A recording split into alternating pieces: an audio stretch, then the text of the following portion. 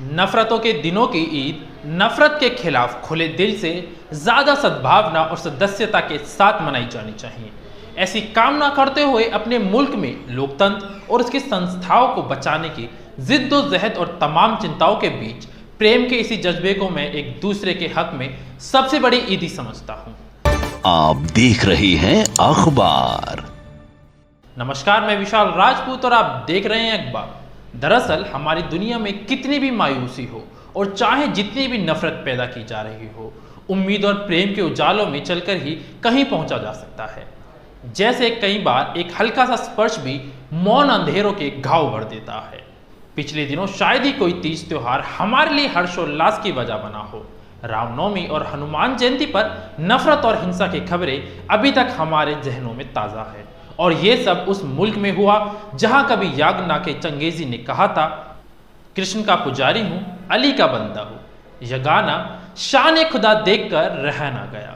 ये और बात है कि उस समय भी अपने धर्म के खिलाफ एक शब्द ना सुनने वाले कट्टरपंथियों ने लखनऊ की गली में सरेआम उनके चेहरों पर काली पोत दी थी और अमानवीय व्यवहार करते हुए गधे पर उनका जल्लूस निकाल दिया था। हाँ, ये नफरत नहीं है, बस कई बार एक ही धर्म के अनुयायी भी दूसरे धर्म के पैरोकार से ज्यादा अलग नहीं होते के बहाने बेहाजिर अलग हो सकते हैं। बहरहाल 1947 के आसपास तक कुर्तुल्लेन हैदर के हिंदुस्तान में रामलीलाओं में बिना किसी भेदभाव के हनुमान बनने वाले लड़के भी या अली का नारा बुलंद करके अपनी मुश्किल आसान किया करते थे।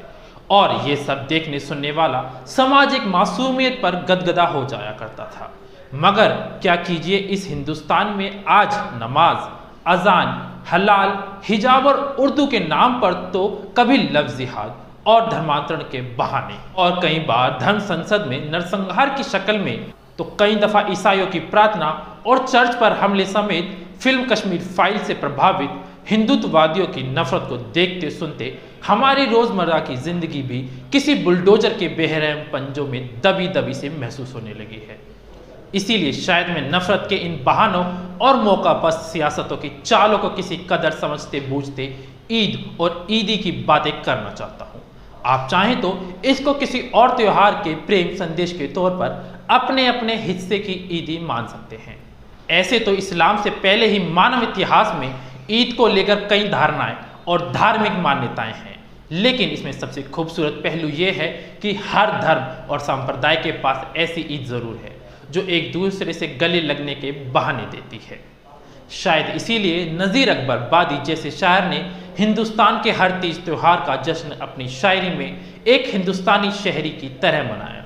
पिछले वक्तों के ईद कार्ड देखकर मैं कई बार सोचता हूँ कि शायद हिंदुस्तान के इसी मिजाज और जश्न को देखकर किसी ने पहली बार इस पर दो हाथों के मिलने और आपस में गले लगने की कल्पना की होगी। विशेष तौर पर इन मिले हुए हाथों की बात करें तो अपने चेहरों और कपड़ों से आज़ाद एक दूसरे की तरफ बढ़ते हुए इन हाथों का मजहब क्या रहा होगा।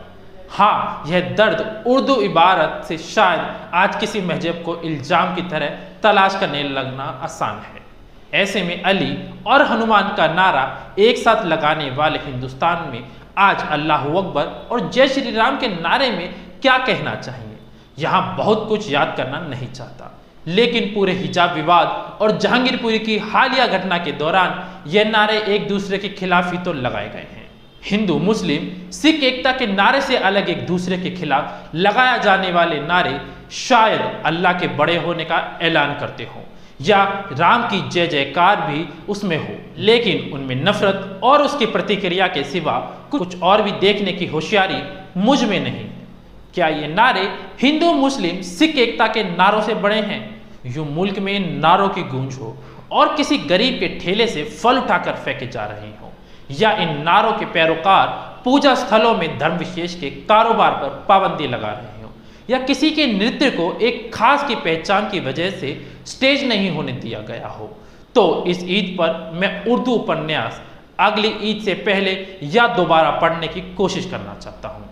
इस उपन्यास की याद मुझे फिल्म कश्मीर फाइल्स के बाद ही आई थी कि अपने समय में जम्मू कश्मीर हाई कोर्ट के वरिष्ठ अधिवक्ता रहे और सुप्रीम कोर्ट तक में कई अहम मामलों की पैरवी कर चुके आनंद लहर ने 1947 से 1996 तक के कश्मीर की कहानी सिर्फ इसलिए सुनी थी कि उनके बीच कुलचे बेचने वाला अब्दुल कश्मीर के खून खराबों में लगातार एक ही नारा बुलंद करता रहा था, शेर एक कश्मीर का क्या इरशाद, हिंदू मुस्लिम सिख इत्तिहाद। कश्मीर फाइल्स की बात आ ही गई है तो मैं इस उपन्यास के संदर्भ में ईद के अर्थों पर आने से पहले किसी समय भारतीय सेना में रहे और बाद में पोस्ट मास्टर जनरल के पद से रिटायर हुए उर्दू के समकालीन कथाकार दीपक बुद्की का अधिकार यहाँ कहना चाहता हूँ। उन्होंने 2005 में एक साक्षात्कार के दौरान मेरे एक सवाल के जवाब में कहा था, कश्मीर मैंने यहाँ जन्म लिया, यहीं पर पला बड़ा हूँ, यहीं पर मैंने तालीम हासिल की, तकरीबन 40 साल से इस धरती से जुड़ा रहा। यहाँ हिंदू मुस्लिम और सिख सभी आपस में मिलजुल कर रहते थे। मेरे ज़्यादातर दोस्त मुसलमान थे। आज जिस कुर्सी पर बैठा हूँ एक मुसलमान दोस्त की देन है। मालूम नहीं इस वादी को किसकी नज़र लग गई और यह शहर एक खामोश में तब्दील हो गया। मेरे बिरादरी के 3 लाख से ज़्यादा लोग वादी से हिजरत कर गए। मैंने वो सारे मंजर अपनी आंखों से देखे हैं। वो कोई आफत समावी नहीं थी बल्कि आफत इंसानी थी। जिस वादी में 40 साल ना कभी किसी का कत्ल की वारदात सुनने को आई, ना किसी औरत की बेहुरमती हुई, ना डाका जनी हुई और ना गैंग रेप हुए। अगर इस्लाम की तरदीस की ज़रूरत हो तो उन मुल्कों में जहाँ पर्दे के बावजूद औरत गैर महफूज है, जहाँ कम उम्र लड़के घरों से बाहर आने से डरते हैं, जहाँ ना तालीम की फरमानी हो और ना ही रोज़गार की। सच तो यह है कि कश्मीर के सूफियों और ऋषियों ने बरसों पहले मार्फिक का जाम पिया था और ये वादी सारी दुनिया को सच्चे इस्लाम का दर्द दे सकती थी। एहसास छलनी यहाँ भी है लेकिन नफरत नहीं है। और आज सच्चे इस्लाम का पाठ पढ़ने वाले कश्मीर के सच को दिखाने के नाम पर हमें नफरत की सियासत में धकेल दिया गया है। आज इसी सियासत की आड़ लेकर जब किसी अब्दुल की दुकान पर बुलडोजर चला जा रहा हो तो मुझे आनंद लहर के अब्दुल की ही याद आ गई कि कश्मीर में कुलचे बेचने वाले ये शख्स अपने दोस्तों से कहता फिरता था, इतिहाद की लाठी हाइड्रोजन बम से ज़्यादा मजबूत होती है। अब्दुल यहाँ एकता के नारे के सहारे बड़ी साजिशों का मुकाबला कर रहा है। उसके नारे से हथियार वालों के इरादे कांपते थे। वो चाहते थे कि कुलचों के बजाय अब्दुल के हाथों में हथियार हो। इस अब्दुल के कुलचे सब खाते थे, मंदिर के पुजारी, बदरी भी। आज इस अब्दुल की दुकान के सामने कानून से पहले और उसके आगे भी बुलडोजर के दांत खुल गए हैं। यकीन मानिए अब्दुल की दुकान पर खड़े इस बुलडोजर ने सिर्फ उसके पेट पर अपने दांत नहीं गाड़े बल्कि आपसी भाईचारे के स्वाद को भी कड़वाहट में बदलने की कोशिश की। आनंद लहर के अब्दुल की बात इस ईद पर इसलिए भी की जानी चाहिए, उसके बारे में खुद उपन्यासकार का अनुभव कहता है कि हम अब्दुल से नहीं उसकी नमाज से डरते हैं, उसकी सच्चाई से डरते हैं। ये आनंद लहर की दुनिया में रहने वाला वही अब्दुल है जो अपने बेटे से कहता है, सुना नहीं बदरी शंख बजा रहा है, इसका मतलब है कि नमाज का वक्त हो गया है। फिर उसी समय अजान की आवाज़ सुनकर यह भी कहता है कि शंख अजान की तायद कर रहा है। तायद का मतलब बस ये है कि जिस तरह अलग अलग साज मिलकर किसी संगीत को मुकम्मल करते हैं, वैसे ही अजान और शंख एक दूसरे के खिलाफ नहीं बल्कि मिलकर ईश्वर अल्लाह की स्तुतिगान करते हैं। ये उस बदरी के शंख का किस्सा है जिसके बाप ने बिन माँ बाप के सुलेमान को मंदिर में पाला था और उसके बड़े होने पर बदरी के बाप ने ही उसे नमाज रोजे के बारे में बताया था और इस्लाम की राह पर चलने की तालीम देते हुए भी पढ़ाया। क्या आज हम किसी सुलेमान को मंदिर में पलने की इजाज़त दे सकते हैं या किसी हिंदू को मस्जिद में सच्चा हिंदू बनने के बारे में सोच भी सकते हैं? शायद यहाँ ये सवाल उतना जायज़ नहीं रह गया कि आज हमारी चिंता एक फिल्म भी है जो हमें बड़ी आसानी से कट्टर बना रही है। ऐसे ही उन्मादी लोगों की नज़र जब आनंद लहर के कश्मीर पर पड़ी थी तब एक मंदिर का शंख चोरी हो गया था। दिन ना अजान हुई थी और ना नमाज। इस कश्मीर में सहमे हुए बदरी के पास बैठकर अब्दुल ने सबके सामने एक कहने की कोशिश की थी कि भले ही उसकी जान चली जाए वो मंदिर का शंख वापस लाकर रहेगा। और इसी कश्मीर में जब गोलियां चल रही थी तो बदरी रोते हुए अपनी जवान बेटी को देख रहा था।